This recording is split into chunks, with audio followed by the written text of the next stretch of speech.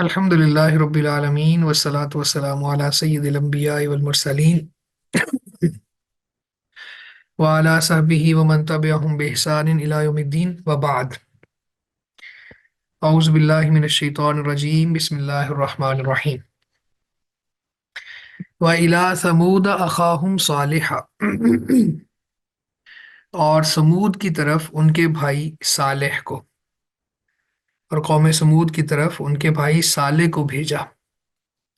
قال، اس نے کہا، یا قومی، اے میری قوم، اعبدوا اللہ، اللہ کی عبادت کرو، ما لکم من الہ غیرہ، ما لکم نہیں ہے تمہارے لیے، من الہ کوئی معبود، غیرہ اس کے سوا، قد جاءتکم بینۃ من ربکم، قد جاءتکم یقیناً آ گئی تمہارے پاس، بینۃ واضح دلیل، من ربکم تمہارے رب کی طرف سے، ہذہ ناقۃ اللہ یہ اللہ کی اونٹنی ہے، لکم تمہارے لیے، آیتن نشانی، یہ اللہ کی اونٹنی تمہارے لیے نشانی کے طور پر ہے، فَذَرُوهَا پس اسے چھوڑ دو، تأکل فی ارض اللہ وہ کھاتی رہے اللہ کی زمین میں، ولا تمسوها بسوء اور نہ تم اسے ہاتھ لگانا برے طریقے سے، فیاخذکم عذاب علیم ورنہ تمہیں ایک دردناک عذاب پکڑ لے گا۔ اور سمود کی طرف ان کے بھائی صالح کو بھیجا، اس نے کہا، اے میری قوم، اللہ کی عبادت کرو، اس کے سوا تمہارا کوئی معبود نہیں، یقیناً تمہارے پاس تمہارے رب کی طرف سے واضح دلیل آ چکی ہے، یہ اللہ کی اونٹنی تمہارے لیے نشانی کے طور پر ہے، پس اسے چھوڑ دو کہ اللہ کی زمین میں کھاتی پھرے، اور اسے برے طریقے سے ہاتھ نہ لگانا ورنہ تمہیں دردناک عذاب پکڑ لے گا۔ ہم پڑھ رہے ہیں کہ اللہ تعالیٰ نے مختلف اقوام عالم کا تذکرہ کیا ہے یہاں سورہ الاعراف میں، تو اب یہاں پہ عاد کے بعد سمود کا تذکرہ کیا، اور عاد اور سمود یہ دو قومیں عرب کی قدیم قومیں تھیں اور بڑی معروف تھیں، اور عاد کے بعد سب سے مشہور قوم یہ سمودی تھی۔ تو سعودی عرب کا ایک علاقہ ہے حجر، تو یہ ان کا علاقہ تھا، اور سمود جو ہے اصل میں سمد قلیل پانی کو کہتے ہیں، تھوڑے پانی کو کہتے ہیں، تو پانی کی کمی کی وجہ سے ان کا نام یہ سمود پڑا۔ مدینہ اور تبوک کے درمیان ایک شہر ہے جس کو مدائن صالح کہا جاتا ہے، یہی سمود کا علاقہ ہے۔ تو خیر اللہ تعالیٰ نے یہاں پہ وہ بڑی متمدن قوم تھی، اور بہت زیادہ ان کے پاس آسائشیں تھیں، بڑی بڑی عمارتیں وہ قوم بناتی تھی، بہت زیادہ ان کی زراعت مشہور تھی، اور مختلف روایات میں بھی ان کا تذکرہ موجود ہے۔ ایک دفعہ اللہ کے نبی صلی اللہ علیہ وسلم تبوک کے پاس رکے تو آپ کے صحابہ نے سمود کے گھروں کے پاس جو ایک کنواں تھا وہاں سے پانی پیا جہاں سے سمود پیتے تھے، پھر اسی پانی کے ساتھ آٹا بھی گوندا اور سالن بھی بنا لیا۔ تو نبی صلی اللہ علیہ وسلم نے حکم دیا تو انہوں نے ہانڈیاں ختم کر دیں، گرا دیں، آٹا اونٹوں کو کھلا دیا، اور آپ وہاں سے روانہ ہوئے، اور اس کے پاس ایک اور کنواں تھا جہاں سے صالح علیہ السلام کی اونٹنی پانی پیتی تھی، تو آپ نے وہاں پڑاؤ کیا، اور قوم سمود کے گھروں میں جانے سے صحابہ کو منع کر دیا، روک دیا کہ یہاں نہ جائیں۔ آپ نے فرمایا کہ یہاں نہ جاؤ، ہاں اگر تم رونے کے لیے، عبرت کے لیے وہاں جانا چاہو تو چلے جاؤ، ویسے نہ جاؤ، کہیں وہ عذاب جو ان پر نازل ہوا تھا تمہارے اوپر بھی نہ آ جائے۔ یہ مسند احمد کی اور صحیح مسلم کی روایت ہے۔ اور اسی طرح ایک اور حدیث میں بھی آتا ہے کہ اللہ کے نبی صلی اللہ علیہ وسلم وہاں پہ اس مقام پہ جب پہنچے، حجر کے مقام پر، تو آپ نے فرمایا کیا لوگوں اپنے نبی سے معجزات نہ مانگا کرو۔ دیکھو صالح علیہ السلام کی قوم نے اپنے نبی سے سوال کیا کہ ان کے لیے اونٹنی آئے، تو اس پہاڑی درے سے آتی اور پانی پیتی، ایک دن وہ پانی پیتی اور ایک دن باقی لوگوں کے لیے ہوتا۔ تو اس کے بعد پھر آ، یہاں سبق دیا کہ آ، معجزات نہیں مانگنے چاہیے، اور اگر کوئی معجزہ آ جائے تو پھر اس پر ایمان لانا چاہیے۔ اچھا، اس میں یہ بھی واضح ہوا کہ ایسی ایسی جگہوں پر آ، بطور عبرت جایا جا سکتا ہے، صرف سیاحت کے لیے یا سیر و تفریح کے لیے، آ، یا وہاں پہ کوئی کیپچرنگ کے لیے اس طرح جانا، اس لیے نہیں جانا چاہیے۔ تو ایک شرعی مقصد ہو پیش نظر پھر جایا جا سکتا ہے۔ تو خیر سمود کی طرف صالح علیہ السلام اللہ نے بھیجے، اور انہوں نے بھی جا کے وہی کہا جو سارے انبیاء نے کیا، جو کہا اور کام کیا، توحید کا۔ یا قوم اعبدوا اللہ ما لکم من الہ غیرہ، اے میری قوم اللہ کی عبادت کرو، آ، اس کے علاوہ تمہارا کوئی معبود نہیں ہے۔ اور ساتھ ہی فرمایا کہ تمہارے پاس ایک واضح دلیل آ گئی، اور یہ ناقۃ اللہ ہے، اللہ کی نشانی آ گئی، اور یہ ناقۃ اللہ اللہ کی اونٹنی ہے۔ تو ایک بات یہ سمجھ لیں کہ ناقۃ اللہ اللہ کی اونٹنی، جتنی بھی اونٹنیاں ہیں دنیا میں وہ سب اللہ کی ہیں، لیکن یہاں پہ نسبت تشریفی ہے، شرف کے لیے عزت کے لیے نسبت ہے ناقۃ اللہ کہہ کر، جس طرح کعبۃ اللہ، بیت اللہ۔ اچھا، اسی طرح اب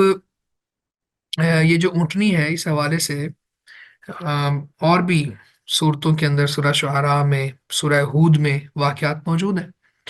کہ صالح علیہ السلام نے اپنی قوم کو جب توحید کی دعوت دی،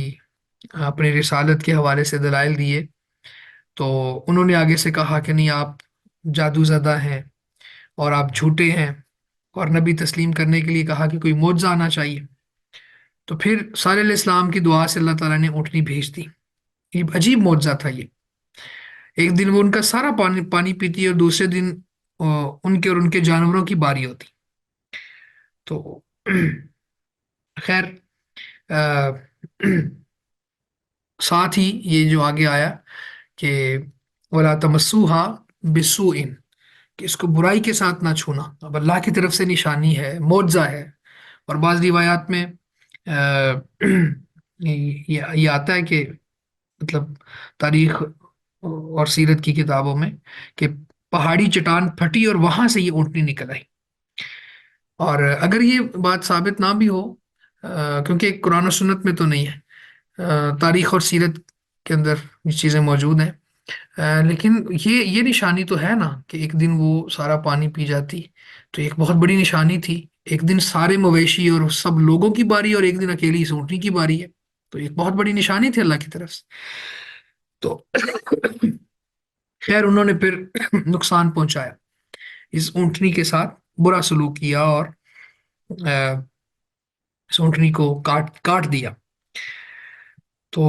پھر اللہ رب العزت نے بھی اس قوم پر عذاب نازل کیا، اور 3 دن مہلت دی تھی صالح علیہ السلام نے۔ 3 دن کے بعد پھر اللہ تعالیٰ کا عذاب آیا، اور عذاب بھی اتنا شدید تھا کہ ادھر سے زلزلہ اور ادھر سے چیخ کا آواز، یعنی زلزلہ بھی اور چیخ بھی، یعنی ایسی آواز جو خوفناک آواز ہوتی ہے۔ تو خیر یہ پھر ایک شخص تھا جو محفوظ رہا تھا، صرف اس وجہ سے کہ وہ حرم میں تھا اس وقت جب اللہ کا عذاب آیا، تو وہ حرم میں تھا، اور جیسے ہی وہ حرم سے باہر نکلا، ابو رغال، تو اس کو پھر عذاب نے پکڑ لیا۔ تو یہ ایک اوور ویو ہے صالح علیہ السلام کی قوم سمود کے حوالے سے۔ وَاذْكُرُوا إِذْ جَعَلَكُمْ خُلَفَاءَ مِنْ بَعْدِ عَادٍ، وَاذْكُرُوا اور یاد کرو، اِذْ جَعَلَكُمْ جب اس نے بنایا تمہیں، خلفاء جانشین، من بعد عاد عاد کے بعد، وَبَوَّأَكُمْ فِي الْأَرْضِ اور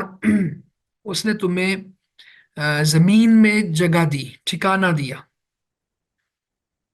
تتخذون من سہولها قصورا، تتخذون تم بناتے ہو من سہولہا، ان کے میدانوں میں یا ان کی نرم مٹی میں، قصور محل،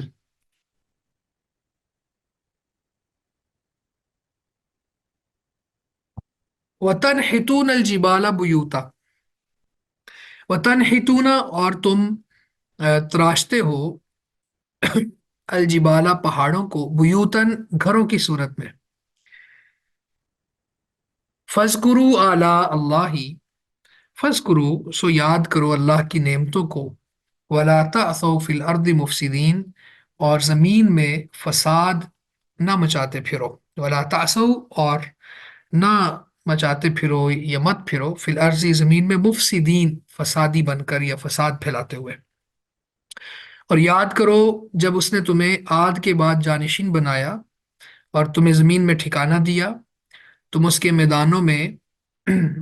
گھر بناتے ہو، محل بناتے ہو، اور پہاڑوں کو مکانوں کی صورت میں تراشتے ہو، گھروں کی صورت میں، بس اللہ کی نعمتیں یاد کرو اور زمین میں فساد کرتے ہوئے نہ پھرو۔ تو یہاں پہ ایک لفظ ہے بواکم، تو اس کا معنی ہوتا ہے ٹھکانہ، ٹھکانہ دینا، اور سہولیہ، سہولیہ کا معنی کیا ہے؟ ہموار علاقہ، تو میدانی علاقہ بھی اسے کہا جا سکتا ہے، نرم مٹی بھی اس لیے کہہ دیا کہ میدانی علاقوں میں مٹی نرم ہوتی ہے، قصورا یہ محلات، گھر، اور اسی طرح یہاں پہ تنحتون، تنحتون کا معنی کیا ہے؟ تراشنا، یعنی تنحتون الجبال بیوتن کا معنی یہ ہوگا کہ پہاڑوں کے اندر تراش کے گھر بنانا۔ اب دیکھیں کہ اس دور میں، یعنی آج تو سائنس نے اور ٹیکنالوجی نے بہت ترقی کر لی ہے، اس دور میں بھی لوگ یہ کرتے تھے کہ بڑے بڑے پہاڑوں کو تراش کے گھر بناتے تھے۔ اس کے بعد آلاء اللہ، آلاء اس کا معنی ہے نعمتیں، اللہ تعالیٰ کی نعمتیں، اور فسادی نہ بنو۔ قال الملأ الذین استکبروا، قال کہا، الملأ سرداروں نے، الذین جنہوں نے، استکبروا تکبر کیا، من قوم ہی اس کی قوم میں سے،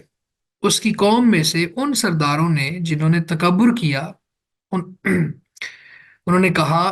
للذین ان لوگوں کو، استضعفوا جو کمزور سمجھے جاتے تھے، لمن آمنا ان سے جو ایمان لائے، منہم ان میں سے، اتعلمون کیا تم جانتے ہو، ان صالحا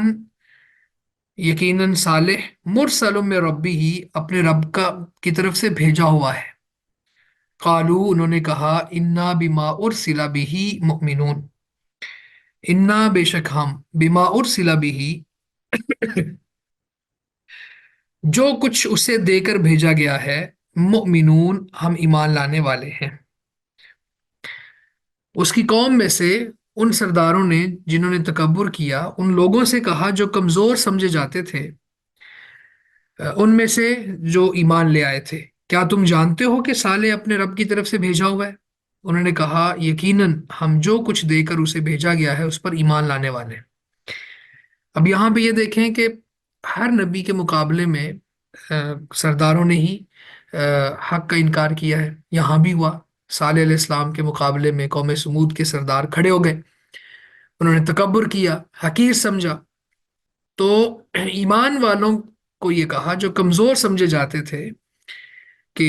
ان صالحا مرسل من ربی، کہ واقعی صالح بھیجا ہوا ہے اپنے رب کی طرف سے، یعنی یہ صالح اللہ کا رسول ہے، تو یہ بطور استہزاء، تکبر، طنز، جس طرح کوئی کہے نا کہ واقعی ایسی بات ہے، تو اس کے اندر متکبرانہ لہجہ بتا رہا ہو کہ یہ طنز کر رہا ہے، تو ایسے وہ سردار ضعیف کمزور ایمان والوں کو طنز کرتے تھے کہ واقعی یہ اللہ کا رسول ہے۔ قالو انا بما ارسل به مؤمنون، تو وہ آگے سے جواب دیتے کہ ہاں، یہ جو چیز بھی صالح علیہ السلام کے پاس ہے ہم اس پر ایمان لائے۔ قال الذین استکبروا انا بالذی آمنتم به کافرون، قال کہا، الذی ان لوگ، الذین ان لوگوں نے، इस्तकबरू, जिन्होंने तकब्बुर किया। इन्ना बिल्लजी, बेशक हम उसका जो, आमन तुम ईमान लाए हो, बिही जिस पर, काफिरून, काफिर हैं, इनकार करने वाले हैं। वो लोग जिन्होंने तकब्बुर किया उन्होंने कहा, यकीनन हम जिस पर तुम ईमान लाए हो उसके मुनकर हैं, उसका इनकार करने वाले हैं, उसका कुफर करने वाले हैं। तो आप जरा ये देखें कि किस कदर उनका ढीठपन है, डटाई है, कि अल्लाह की वाज़ेह निशानियां देखने के बाद भी और ईमान वालों को कमजोर समझते हैं और तकब्बुर कर रहे हैं। तो साथ जरा उनको पसो पेश नहीं है, और सीधा सीधा कुफर का लफ्ज बोल के, आमन तुम, इन्ना बिल्लजी आमन तुम भी ही काफिर हो, बेशक जिस पर तुम ईमान लाते हो हम उसका इनकार करने वाले हैं। तो इसमें अ, दो तीन बातें। एक बात तो यह है कि वो कमजोर लोगों को मजीद टॉर्चर करना चाहते हैं, ताकि ये हक पर कायम ना रहे, वहां से फिसल जाएं। ठीक है, जैसे अल्लाह अल्लाह का कुरान कहता है ना, कि काफिर नबी को घूरते थे, माजल्लाह, ऐसी नजरों से घूरते थे ताकि वो रोब में आ जाए, दबाव दबाव का शिकार हो जाए। और दबाव का शिकार होने के बाद फिर वो आ, इस बात से, यानी दस्तबरदार हो जाएं या छोड़ दें शरीयत को। ठीक है, और ये समझें कि अ, हम तो गलती पर हैं। ठीक है, तो ये इतनी डटाई से उनके सामने ये कहना कि हम काफिर हैं, उस चीज का इनकार करते हैं जिस पर तुम ईमान लाए हो, तो ये उन पर दबाव डालना, उनको हक से फिसलाने के लिए, और इसी तरह फिर तंज के लिए भी है। फाकरुन नाकता वातू अन अम्रि रब्बिहिम, फाकरुन नाका, फाकरू, तो उन्होंने काट डाला, अन्नाकता, ऊँटनी को, तो उन्होंने ऊँटनी को काट डाला। वातऊ अन अम्र रब्बिहिम, वातऊ, और सरकश हो गए, या सरकशी की, अन अम्र रब्बिहिम, अपने रब के हुक्म से। वकालू, और उन्होंने कहा, या सालेह, ए सालेह, इतना बिमा ताइदुना, ले आ हम पर, बिमा ताइदुना, जिसका तू हमसे वादा करता है, इन कुंत मिनल मुरसलीन, अगर तू वाकई रसूलों में से है। तो उन्होंने ऊँटनी को काट डाला और अपने रब के हुक्म से सरकशी की, और उन्होंने कहा, ऐ साले, हम पर जिसकी तू हमें धमकी देता था, या जिसका हमसे तू वादा करता था, वो अजाब ले आ, अगर तू रसूलों में से है। तो अब आप ये देखें कि पहली बात है कि ऊँटनी को एक बंदे ने काटा, लेकिन यहाँ पे जमा का सीगा बोला शरीयत ने, फाकारू, बस उन्होंने काट डाला। तो इसका माना यह है कि अगर किसी जुर्म में बाकी लोग भी शरीक हों, तो उस जुर्म को मंतकी अंजाम तक कोई और पहुंचाए या प्रैक्टिस एक ही करे, बाकी बाकी लोगों पर भी वही हुक्म लगता है। जैसे किसी एक शख्स के कत्ल में 10 लोग शरीक हों, तो उन 10 के 10 लोगों को भी किसास में कत्ल किया जाएगा। इसी तरह कोई भी शख्स अपनी कौम की नुमाइंदगी करते हुए जब नबी की मुखालफत करता है, तो वो पूरी कौम मुखालफत कर रही होती है। तो इसी तरह जब ऊंटनी को एक शख्स नहीं काटा था, लेकिन अल्लाह ताला का कुरान कहता है कि उन सब ने काट दिया, गोया कि वो सब ही इस जुर्म में शरीक थे, उसकी बैक पर खड़े थे, तो सब मुजरिम थे वो। और उसके बाद फिर क्या हुआ, इन्होंने अपने रब के हुक्म की सरकशी की। तो सरकशी इससे बड़ी क्या हो सकती है कि वो ऊँटनी जो उनके मुतालबे पर मुआवजा बनकर आई थी उसी को काट दी। और साथ फिर अ, जुल्म पर जुल्म ये कि उन्होंने कहा कि ऐ साले, जो तू हमसे वादा करता था ना अजाब का, अब उसको ले आ। आए वो अजाब, अब हमने काट दिया ऊँटनी। यानी वो पीछे पहली आयत में, आज के लेसन की पहली आयत में हमने पढ़ लिया ना कि साले अलैहिस्सलाम ने कहा था कि जिस किसी ने भी इस ऊँटनी को बुरे हाथ से छुआ, तो वो अल्लाह की तरफ से अजाब का शिकार हो जाएगा। तो जब अब ये धमकी इन्होंने याद करवाई, ये वादा इन्होंने याद करवाया, यानी जुल्म और सरकशी करने के बाद साले अलैहिस्सलाम को कहते हैं कि ले आ अजाब, किधर है अजाब। फ़अख़ज़तहुम रजफ़ा, फ़अख़ज़तहुम, तो उन्हें पकड़ लिया, अर्रजफ़ा, जलजले ने। फ़अस्बहू, تو وہ ہو گئے فی دارہم اپنے گھروں میں، جاسمین الٹے گرے ہوئے، گرے پڑے ہوئے تھے، تو انہیں زلزلے نے پکڑ لیا، تو انہوں نے اس حال میں صبح کی کہ اپنے گھر میں گرے پڑے ہوئے تھے۔ تو اب یہاں پہ آ، عذاب کا تذکرہ ہے جو ان کی قوم پر آیا پھر۔ تو جب اس صالح علیہ السلام نے دیکھا کہ انہوں نے اونٹنی کو کاٹ دیا تو انہیں 3 دن کی مہلت دی، پھر جب یہ مہلت پوری ہو گئی تو ان پر عذاب آ گیا۔ تو اللہ تعالیٰ نے آ، ایمان والوں کو محفوظ رکھا، صالح علیہ السلام کو محفوظ رکھا، لیکن وہ سب مر گئے سوائے ایک شخص کے جو حرم میں مقیم تھا، بعد میں وہ حرم سے نکلا تو اس کو بھی عذاب نے آ لیا۔ اچھا، یہاں پہ فاخذتہم الرجفہ کا تذکرہ ہے، اور سورہ ہود میں الصیحہ کا تذکرہ ہے، چیخ۔ تو دونوں ہی چیزیں بیک وقت ممکن ہے، اس کا امکان ہے کہ جب زلزلہ آتا ہے تو ایک آواز بھی آتی ہے، تو آواز بھی عذاب بن کے آئی شدید صورت میں، اور زلزلہ بھی بہت شدید تھا۔ فتول عنهم وقال يا قوم لقد أبلغتكم رسالة ربي ونصحت لكم ولكن لا تحبون الناصحين۔ فتول عنهم، تو وہ ان سے واپس لوٹا، وقالا اور کہا، یا قومی اے میری قوم، لقد ابلغتکم رسالت ربی، بلا شبہ یقیناً میں نے تمہیں اپنے رب کا پیغام پہنچایا، ونصحت لکم، اور میں نے تمہاری خیر خواہی کی، ولیکن لا تحبون الناصحین، اور لیکن تم خیر خواہوں کو پسند نہیں کرتے۔ تو وہ ان سے واپس پلٹا اور اس نے کہا، اے میری قوم، یعنی صالح علیہ السلام کا تذکرہ یہاں پہ ہو رہا ہے، انہوں نے کہا، اے میری قوم، بلا شبہ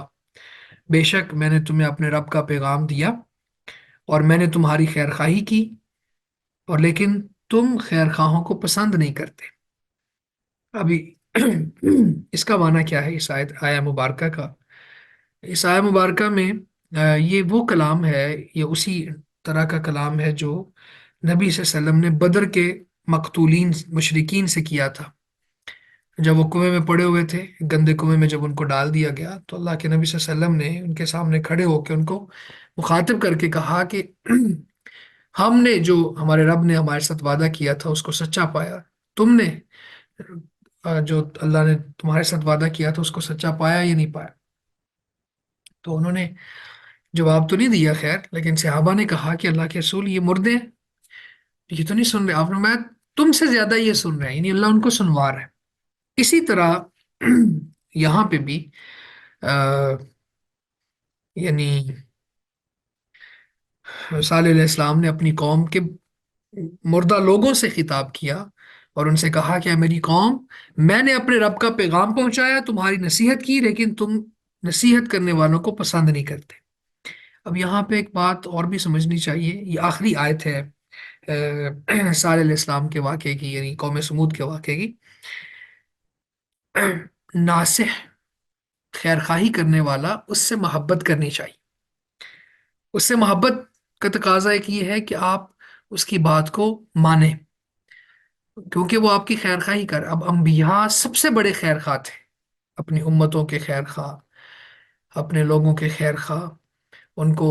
آخرہ سے بچانا، دنیا کے عذابوں سے بچانا، طریقے بتانا، ان کو اللہ کے ساتھ جوڑنا۔ تو خیر خواہی میں کمال، یعنی درجہ اگر کسی کو دیا جا سکتا ہے تو انبیاء کو، اور انبیاء کے بعد پھر داعیان امت ہر امت میں رہے ہیں تو وہ بھی خیر خواہ ہوتے ہیں۔ تو خیر خواہی کرنے والا، اس سے انسان کو محبت ہونی چاہیے، نہ کہ وہ اس سے نفرت کرے یا یہ سمجھے کہ یہ مجھے پتہ نہیں کیوں سمجھاتا رہتا ہے۔ تو یہ پھر صالح علیہ السلام نے اپنی قوم کے مردہ لوگوں سے خطاب میں یہ آخری بات کی، وَلَٰكِن لَا تُحِبُّونَ النَّاصِحِينَ، اور لیکن تم خیر خواہی کرنے والوں کو پسند نہیں کرتے۔ وَلُوطًا إِذْ قَالَ لِقَوْمِهِ، اور لوط جب انہوں نے اپنی قوم سے کہا، یعنی لوط کو بھیجا علیہ السلام، جب انہوں نے اپنی قوم سے کہا،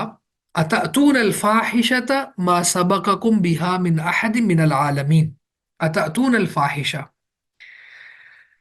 کیا تم اس فاحشہ کا ارتکاب کرتے ہو، اس بے حیائی کا ارتکاب کرتے ہو، ما سبقکم بہا، جو تم سے پہلے آ، کسی نے نہیں کی، من العالمین، جہانوں میں سے. تو یعنی تم پر سبقت نہیں لے گے کا مطلب کیا ہے؟ تم سے پہلے نہیں کی. اور لوط علیہ السلام کو بھیجا جب انہوں نے اپنی قوم سے کہا کیا تم اس بے حیائی کا ارتکاب کرتے ہو جو تم سے پہلے جہانوں میں سے کسی نے نہیں کی. یعنی یہ جو جرم تھا، یہ خاص اس کا آغاز لوط علیہ السلام کی قوم سے ہوا. تو لوط علیہ السلام کون ہے؟ ابراہیم علیہ السلام جب آگ سے نکلے تو لوط علیہ السلام ان پر ایمان لے آئے. تو ابراہیم علیہ السلام نے ہجرت کی، اور ہجرت کے بعد پھر آ، اللہ تعالیٰ نے لوط علیہ السلام کو سدوم کی بستی کی طرف مبعوث کر دیا، جو بحیرہ مردار کے قریب واقع ہے. تو یہ علاقہ بھی بڑا یعنی متمدن، زرخیز اور آباد علاقہ تھا. یہاں کے لوگ جو ہیں وہ اب لوط علیہ السلام وہاں پہ آ کے ان کو ان کا جو بنیادی جرم تھا اس کی طرف توجہ دلائی، اور کہا کہ تم ایسی بے حی الفاحشہ جو ہے، یا الفاحش، ایسے کبھی ترین جرم کو کہتے ہیں، قول کو یا فعل کو جو حد سے بڑا ہوا ہو، یعنی جو حد سے تجاوز کر جائے. تو اب یہاں پہ یہ کیا کرتے تھے، آگے تفصیلات آ گئی ہیں. ہومو سیکسولیٹی کا آغاز لوط علیہ السلام کی قوم سے ہوا. ہم جنس پرستی کے یہ دعوے دار تھے. انکم لتأتون الرجال، بے شک یقیناً تم، لتأتون البتہ آتے ہو، الرجال مردوں کے پاس، رجل ان کی جمع الرجال، شہوتن شہوت بجھانے کے لیے، خواہش پوری کرنے کے لیے، من دون النساء عورتوں کو چھوڑ کر. بے شک تم عورتوں کو چھوڑ کر مردوں کے پاس شہوت سے آتے ہو. بل انتم قوم مسرفون، بلکہ تم حد سے گزرنے والے لوگ ہو. اب یہاں پہ ان کا جرم کیا ہے؟ چھوٹے لڑکے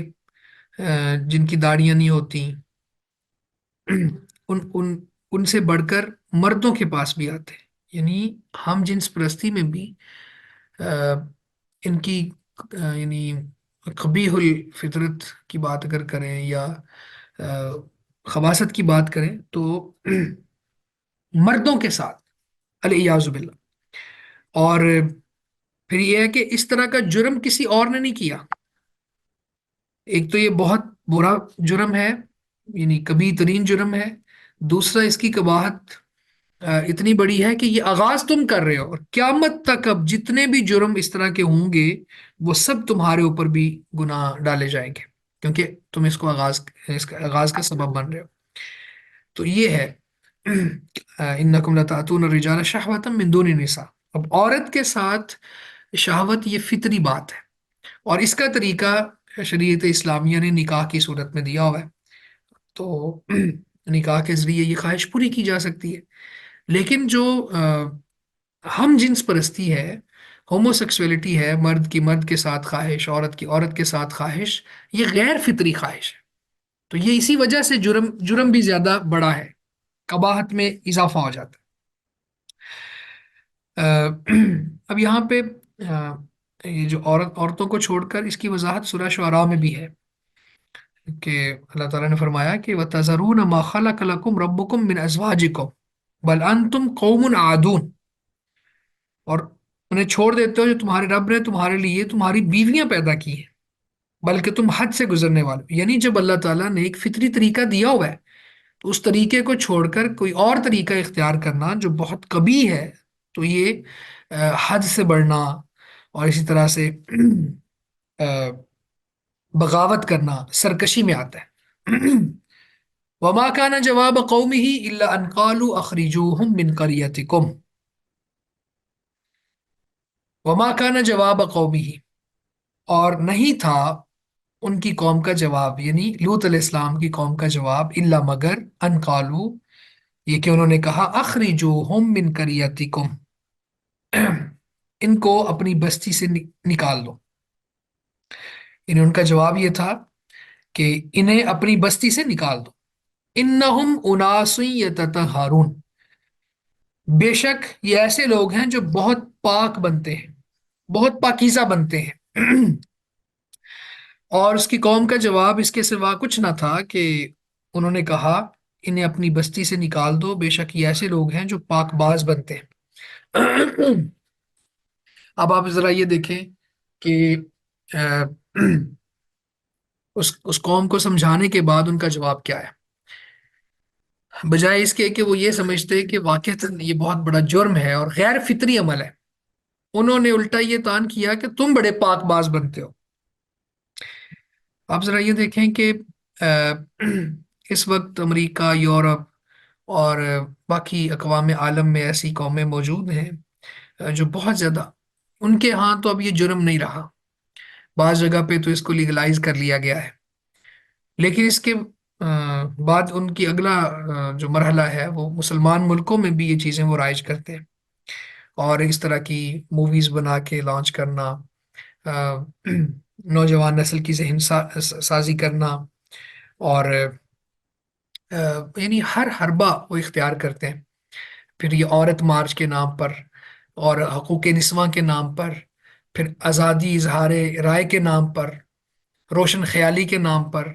یہ سارے ایسے نعرے اور دعوے، اور اس میں آگے پھر جا کے قرآن مجید کے واضح احکامات کو روندنا، اور ایسے ایسے جرم لانچ کرنا مسلم معاشروں میں جن کی وجہ سے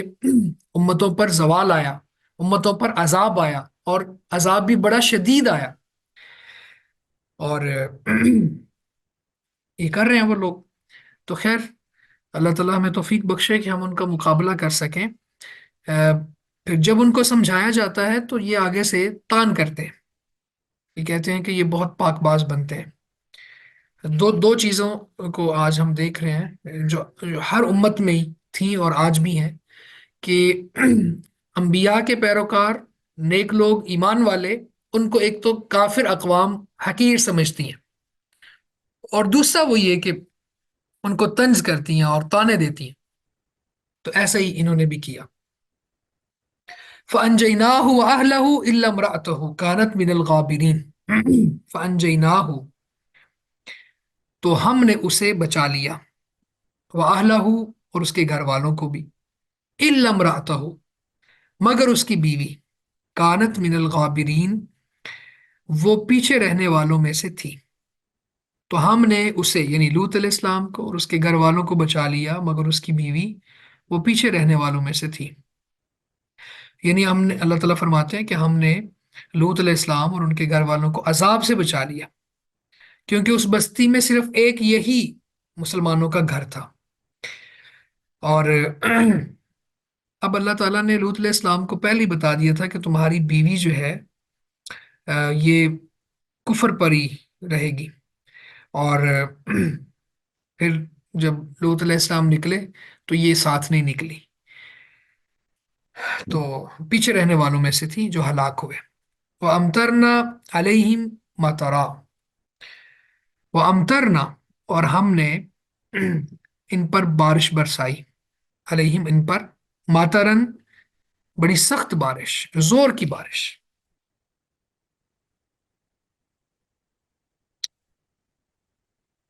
فَانظُرْ كَيْفَ كَانَ عَاقِبَةُ الْمُجْرِمِينَ، فَانظُرْ، پس دیکھ،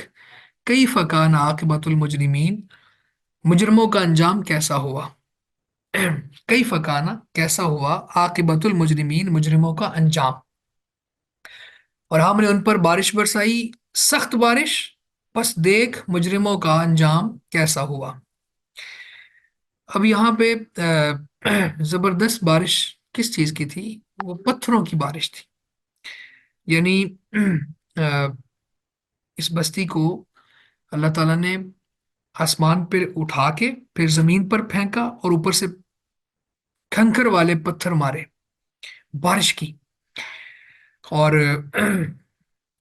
ایسا عذاب کسی اور قوم پر نہیں آیا اتنا سخت۔ تو انبیاء کا استہزاء کرنا، آگے سے طعنے دینا، اور پھر باقی جگہوں سے جب ہم اس واقعے کو پڑھتے ہیں نا، مختلف مقامات سے، تو وہاں پہ یہ سمجھ آتی ہے کہ آ، بہت زیادہ اللہ تعالیٰ نے اتمام حجت کی ان پر۔ آخر میں فرشتے بھی آئے انسانی شکل میں، خوبصورت لڑکوں کی شکل میں، اور یہ بھی ان کے اوپر آزمائش تھی۔ تو ان لوگوں نے لوط علیہ السلام کے گھر میں آ کے دروازہ توڑ دیا اور گھر میں داخل ہو گئے، اور کہا کہ یہ لڑکے ہمارے حوالے کرو۔ تو اب اللہ کا نبی اتنا بے بس ہو گیا ان کے سامنے، یہاں تک اس نے کہہ دیا کہ یہ میری بیٹیاں ہیں، ان سے نکاح کر لو۔ اس کا ایک معنی خیر کیا مفسرین نے کہ امت کی عورتیں ہر نبی کی بیٹیاں ہی ہوتی ہیں، تو خیر انہوں نے یہ سٹیٹمنٹ دی یہاں تک۔ تو جب یہ ہوا تو پھر انہوں نے کہا کہ آپ پریشان نہ ہو، ہم اللہ کے بھیجے ہوئے فرشتے ہیں جو آپ کو یہ بتانے آئے ہیں کہ اب اس قوم پر عذاب آنے لگا۔ تو اس قدر وہ اس فعل بد کا شکار تھے، اور اس کی حرس تھی ان کو، اور اس قدر شہوت تھی۔ وَإِلَىٰ مَدْيَنَ أَخَاهُمْ شُعَيْبًا، اور مدین کی طرف ان کے بھائی شعیب کو بھیجا۔ قال، اس نے کہا، یا قومی، اے میری قوم، اعبدوا اللہ، اللہ کی عبادت کرو، ما لکم من الہ غیرہ، ما لکم نہیں ہے تمہارے لیے، من الہ کوئی معبود، غیرہ اس کے علاوہ، اس کے سوا، قد جاءتکم بینۃ من ربکم، یقیناً تمہارے پاس واضح دلیل تمہارے رب کی طرف سے آ چکی، فَأَوْفُوا الْكَيْلَ وَالْمِيزَانَ، تو ماپ کو پورا کرو اور تول کو پورا کرو۔ الکیل اور المیزان پہ بات کرتے ہیں اب انشاءاللہ۔ وَلَا تَبْخَسُوا النَّاسَ أَشْيَاءَهُمْ، اور لوگوں کو ان کی چیزیں کم نہ دو۔ وَلَا تُفْسِدُوا فِي الْأَرْضِ بَعْدَ إِصْلَاحِهَا، اور تم زمین کی اصلاح کے بعد اس میں فساد نہ مچاؤ۔ ذَلِكُمْ خَيْرٌ لَكُمْ، یہ تمہارے لیے بہتر ہے، ان کنتم مؤمنین، اگر ہو تم مومن۔ اور مدین کی طرف ان کے بھائی شعیب کو بھیجا، اس نے کہا ہے میری قوم، اللہ کی عبادت کرو، اس کے سوا تمہارا کوئی معبود نہیں، بے شک تمہارے پاس تمہارے رب کی طرف سے ایک واضح دلیل آ چکی، بس ماپ اور تول پورا کرو، اور لوگوں کو ان کی چیزیں کم نہ دو، اور زمین میں اس کی اصلاح کے بعد فساد نہ مچاؤ، یہ تمہارے لیے بہتر ہے اگر تم مومن ہو۔ مدین کا جو علاقہ ہے وہ حجاز کے شمال مغرب اور فلسطین کے جنوب میں یہ ایک واقع یعنی موجود ہے، واقع ہے۔ اور شعیب علیہ السلام جو ہیں یہ ان کی طرف بھیجے گئے، وہ اسی قوم سے تھے، اور یہ قبیلہ بڑا خوشحال تھا، بڑا متمدن تھا، اور لیکن ایک ان میں خرابی تھی، وہ یہ کہ ماپ تول میں بہت کمی کرتے تھے۔ یعنی ماپ تول میں کمی کرنے کا مطلب کیا ہے کہ الکیل کہتے ہیں ایسی چیزیں جن کو ماپا جاتا ہے، وہ پیمانے جیسے میٹر ہے، گز ہے، اور میزان جن کو تولا جاتا ہے جیسے کلو گرامز۔ تو یعنی شرک کے ساتھ ساتھ ان کی ایک بہت بڑی خرابی یہ تھی کہ وہ ماپ تول میں کمی کرتے، اور جب لوگوں سے لیتے، یہ جیسے ہم کہتے ہیں نا کہ ہول سیل، یعنی زیادہ لیتے ہیں ہم، تو وہ لے کے پھر وہاں تو پورا پورا لیتے، لیکن آگے جب لوگوں کو بیچتے تو پھر وہاں پہ ڈنڈی مارتے، کم کرتے۔ تو یہ بہت رذیل لوگوں کا کام ہوتا ہے، ذلیل لوگوں کا کام ہوتا ہے کہ کمینے لوگ ایسا کرتے ہیں کہ تھوڑی تھوڑے چیزیں ماپ تول میں کمی کر کے، اور کیا کیا بنا لینا ہے انہوں نے، اس سے کوئی محلات تو نہیں بنا لینے ہوتے، لیکن ان کی کمینگی ظاہر ہو جاتی ہے۔ تو خیر شیخ علیہ السلام نے ان کو سمجھایا کہ ماپ تول پورا کیا کرو۔ تو انبیاء نے گویا کہ عقائد پر بھی بات کی ہے، اور عقائد کے ساتھ ساتھ پھر باقی جو معاملات ہیں، دنیاوی پریکٹسز ہیں، اس کے اندر بھی اصلاح کی ہے، اور ہر نبی نے ایسا کیا۔ آپ دیکھ لیں تجارت کے اصول و ضوابط میں ہمارے نبی، آخری نبی جو ہیں محمد کریم علیہ الصلوۃ والتسلیم، انہوں نے بھی اس پہ بہت زیادہ فوکس کیا۔ آپ نے فرمایا کہ جب تک دو تجارت کرنے والے سچ بولیں اور معاملہ واضح رکھیں، بوری کا لہما فی بیعہما، تو ان کی تجارت میں برکت آ جاتی ہے، اور وہ ان ذبا و کتما محقت برکت بیہما، اگر وہ دونوں جھوٹ بولیں اور چیز کے عیوب اور نقائص اور معاملہ واضح نہ رکھیں، تو پھر ان کی برکت ختم ہو جاتی ہے۔ تو لین دین کے معاملات میں خاص طور پہ فوکس کیا ہر نبی نے، تو گویا کہ نبی کے دو کام تھے: عقائد کی اصلاح اور معاملات کی اصلاح۔ عقائد میں یہ ساری چیزیں آ جاتی ہیں: توحید، رسالت، ایمانیات وغیرہ، اور آگے پھر باقی معاملات میں یہ چیزیں آ جاتی ہیں کہ کسی کا حق نہ کھانا، اور ظلم نہ کرنا، زیادتی نہ کرنا، تو یہ چیزیں پھر معاملات میں آ جاتی ہیں۔ تو یہاں پہ اللہ تعالیٰ فرماتا ہے کہ ہم مدین کی طرف ہم نے شعیب کو بھیجا، ان کے بھائی شعیب کو بھیجا، تو انہوں نے پہلا کام یہ کیا کہ اللہ کی عبادت کرو، اس کے علاوہ تمہارا کوئی معبود نہیں ہے۔ دوسرا انہوں نے کام یہ کیا کہ اس قوم کے اندر جو ایک ہائی لائٹڈ ایشو تھا کہ وہ یعنی اتفاق کے ساتھ اور بہت زیادہ کثرت کے ساتھ یہ کام کرتے تھے، یہ جرم کرتے تھے کہ ماپ تول میں کمی کرتے تھے۔ تو آج کل بھی ہمارے معاشرے میں اگر ہم دیکھیں تو اس طرح لوگوں نے کیا ہوتا ہے، پیمانوں کو کم کیا ہوتا ہے، ان کی یعنی چیزیں سیٹ کی ہوتی ہیں، اس کو کم کر کے مطلب پیٹرول ڈلوانا ہے تو اس میں 500 کے بٹن کے اوپر 350 یا 400 یا 450، اس طرح سے انہوں نے کیا ہوتا ہے۔ یا پھر بعض لوگوں نے اپنے ترازو خراب کیے ہوتے ہیں۔ خراب کیا کیے ہوتے ہیں؟ اس کے اندر اس طرح کی کا سسٹم لگایا ہوتا ہے کہ وہ جب ماپ تول میں جائیں گے تو اس میں کمی ہو جائے گی۔ تو یہ کمینے لوگوں کا کام ہے، تو انہوں نے یہ سمجھایا۔ تو آگے ان شاء اللہ تعالیٰ پھر یہ چیزیں بعد میں دیکھیں گے۔ بارک اللہ بکم، السلام علیکم ورحمۃ اللہ وبرکاتہ۔